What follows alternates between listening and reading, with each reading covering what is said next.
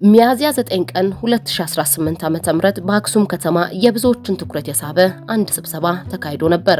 ተሰብሳቢዎች ደግሞ የፈረሰ መንግስት ለመመስረት የሚፈልጉ የህወሓት አመራሮችና ቲዲኤፍ ተብሎ የሚታወቀው የትግራይ ሰራዊት አመራሮች ነበሩ። ስብሰባው ሲጠናቀቅ ከተሰጡ አስተያየቶች መረዳት እንደሚቻለው ስብሰባው ተራ ስብሰባ እንዳልሆነ ነው። ወደ ኋላ ደግሞ የህወሓት ጽሕፈት ቤት ባወጣው መግለጫ ይህንኑ ጉዳይ አረጋግጧል።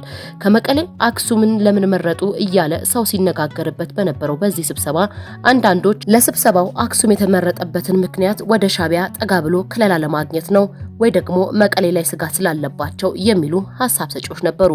በህወሓትና በትግራይ ሰራዊት አመራሮች መካከል ሲካሄድ የነበረው ይህ ስብሰባ ለየት የሚያደርገው ሁለት መሰረታዊ ጉዳዮች ላይ ያነጣጠረ በመሆኑ ነው።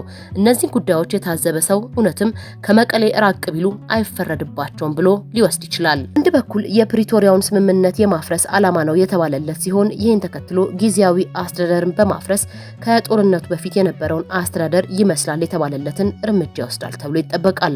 ስለዚህ የፕሪቶሪያው ስምምነትን አፍርሶ በጦርነቱ የፈረሰውን መንግስት ወደ ቦታው የመመለስ ዓላማ አለው።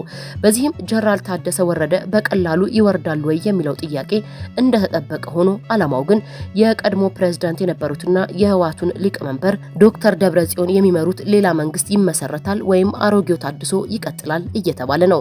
ይህ በእንዲህ እንዳለ በጉዳዩ ላይ ለጊዜው ዝምታን የመረጠው የኢትዮጵያ መንግስት ትኩረት አልሰጠውም ማለት ባይቻልም ወደ እርምጃ ሲገባ ምን ሊፈጠር ይችላል የሚል ግምቶች ከወዲሁ እየተሰጡ ነው።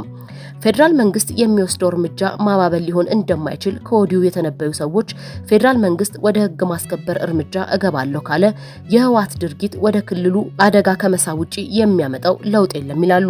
በሌላ በኩል ያሉት ደግሞ ህወሓት ይህንን ውሳኔ ሲወስን ከጀርባው የሻዕቢያ አይዞባይነት ተማምኖ ነው የሚሉም አሉ። የዚህ ምልክቱ ደግሞ ከፋኖም ጋር ሆነ መንግስትን እንጥለዋለን የሚሉ አመራሮች በህወሓት ውስጥ መበረከታቸው ነው። ከጦርነት እፎ ያለው የትግራይ ህዝብ በሌላ ችግር እየተሸነቆጠ በሚገኝበት በአሁኑ ወቅት ህወሓት ይህን መወሰኑ ለትግራይ ሌላ ጦርነት የሚያዋልድ ድርጊት ስለሆነ ፈታኝ ሁኔታ ነው የሚፈጠረው እየተባለ ነው።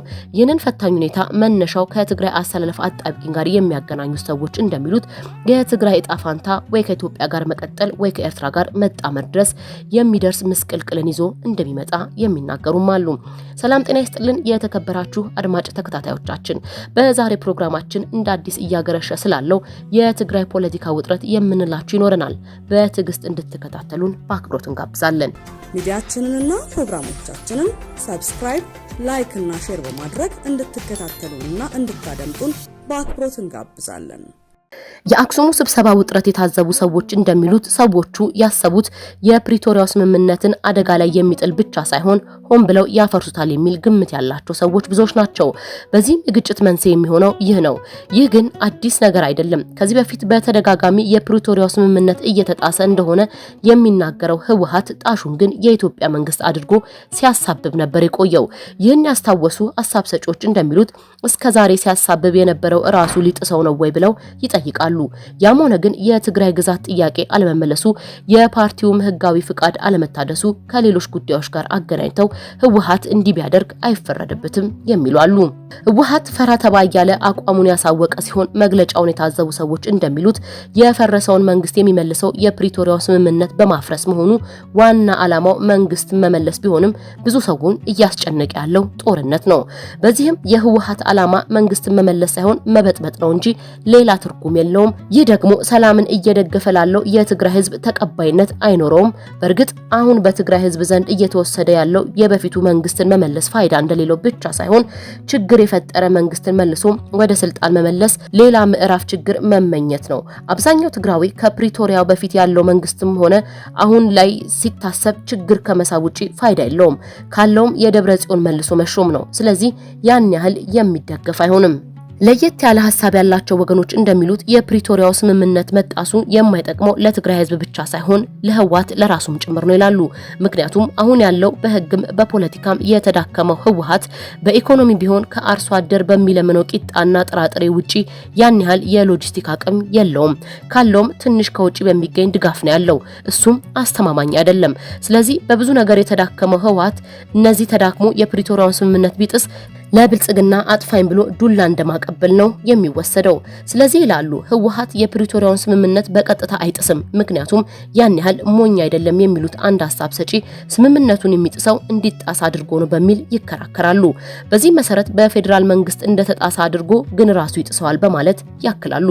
የፕሪቶሪያው ስምምነት ቢጣስ ህወሓት ምን ያተርፋል ብለን እየጠየቅናቸው እኚሁ ሐሳብ ሰጪ ወደ ስልጣን መለሳለሁ ብሎ ሳያስብ እንዳልቀረ ግምታቸውን ያስቀምጣሉ።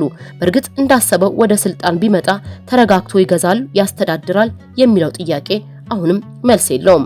ምክንያቱም አሁንም እንደ ድሮ አይደለም። ህወሓት ብዙ ደጋፊ የለውም ብቻ ሳይሆን በከፍተኛ ሁኔታ በህዝባዊ ተቀባይነቱ ስለተሸረሸረ ለትግራይ ህዝብ መከራና ቀውስ ከማምጣት ውጪ ትግራይን እንደ ድሮ አስተዳድራለሁ ማለት ዘበት ነው። መጀመሪያ ግጭትና ጦርነት እንደሚፈጠር መዘንጋት የለበትም የተባለ ሲሆን ጦርነቱ ቢቀር እንኳን በችግር የተወሳሰበ ክልልን ለማስተዳደር በጀት ውስጥ ይመጣል። ስለዚህ ህወሓት ወደ ስልጣን ቢመለስ ከጦርነት የተረፈውን ህዝብ በረሃብ ከመጨረስ ውጪ የሚያመጣው ለውጥ የለም የሚለው የብዙዎች ግምት ነው።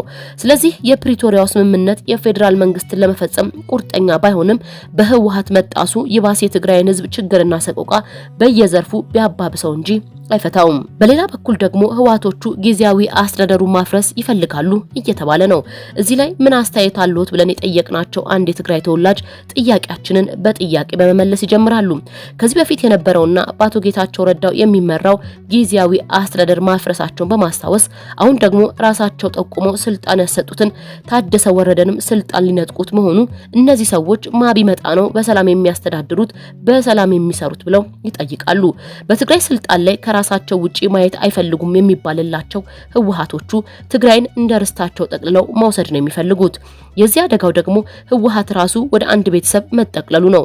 በዚህ የተነሳ በህወሓት ጥላ ስር የሆነ ቤተሰብ ወይም የአንድ አካባቢ ተወላጅ የሚመስል ቡድን ስለተሰገሰገ ትግራይም የዚህ ዳይናሲቲ የሚመስል ቤተሰብ ብቸኛ ይዞታ ሆናለች። ከአሁን በኋላ ተስፋ የላትም በሚል ተስፋ ቆርጦ የሚናገሩ የአካባቢ ተወላጆችም እየተበራከቱ ነው።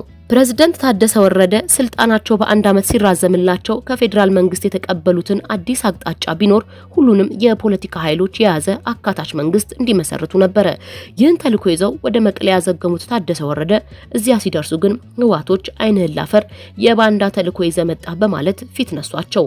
እንደሚባለው በድብቅ በተደረገ ስብሰባ ወዲ ወረደን በገዛ ፍቃዴ ከስልጣን ወርጃለሁ ብለህ ተናገር፣ ስልጣን ልቀቅ እስከ ማለትም ሄደው ነበር።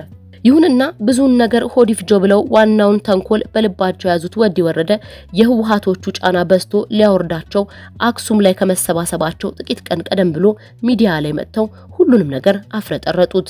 በዚህም ድሮ ጥርጣሬ የነበራቸው ወገኖች አሁን ወዲ ወረደ ከህወሓት ጋር በግልጽ እንደተጣሉ ገባቸው። ካሁን በኋላ ወዲ ወረደ ተመልሰው ወደ ህወሓቶች ጉያ ይገባሉ ተብሎ አይጠበቅም።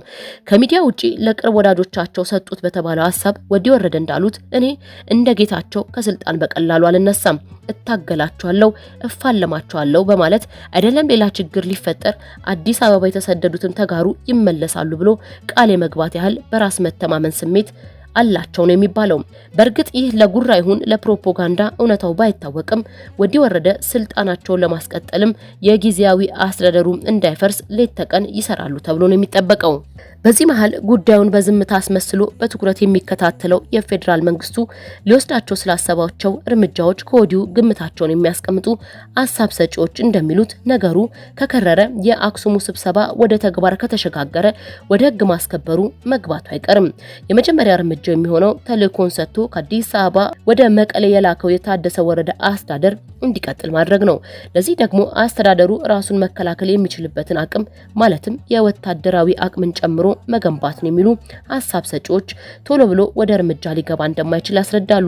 ከገባ ግን የባህር በር አጀንዳውን ጨምሮበት እስከ ወዲያኛው ሞቅ ያለ ጦርነት ሊደረግ ይችላል። ይሄ ደግሞ የጦርነቱን ቀጠና በትግራይ ሆነና ለትግራይ ሲኦል ነው የሚል ስጋት አለ። የጦርነት ከያቅጣጫው የውጭ እጅ ስለሚጋብዝ ከእርስ በርስ ጦርነት አልፎ የቀጠናዊ መልክ ያለው ጦርነት ሊሆን የሚችልበት እድሉ ሰፊ ነው። እንዲህ ከሆነ ደግሞ በእነ ደብረጽዮን ህወሓት ምክንያት ትግራይ የሀብታም ሀገራት መራገጫ፣ የቀጠናዊ ቀውስ መፈንጫ ልትሆን ትችላለች የሚል ስጋትም አለ። ለማንኛውም ሰላም ተመኘን። ይህ ሎሚ መልቲሚዲያ ነው። ሎሚ መልቲሚዲያ ወቅታዊ፣ ሀገራዊ፣ አህጉራዊና ዓለም አቀፋዊ ሁኔታዎችን በማህበራዊ፣ ኢኮኖሚያዊ፣ እምቅ የተፈጥሮና ሰው ሰራሽ ጸጋዎችን የሚመለከቱ ሀሳቦች የሚቀርቡበት ሚዲያ ነው። ሎሚ መልቲ ሚዲያ የህዝባችን ባህልና ታሪክን፣ ማንነትና ጥበባዊ ጀግንነትን የሚመለከቱ ዝግጅቶች የሚቀርቡበትና የእስከዛሬዎቹ ጥረቶቻችንን ዳሰን ስለነገው ብሩህ ተስፋችን የምንወያይበት መድረክ ነው። ሎሚ መልቲ ሚዲያ ለማህበረሰባዊ ለውጥና ኢኮኖሚያዊ እድገት ቅድሚያ ለሚሰጡ ሀሳቦች የላቀ ክብር ሰጥቶ ያስተናግዳል። ስለዚህ ይምጡ፣ በጋራ እንስራ። ሎሚ የነገ ብሩህ ተስፋ ጽኑ መሰረት። ሎሚ ቴሌቪዥን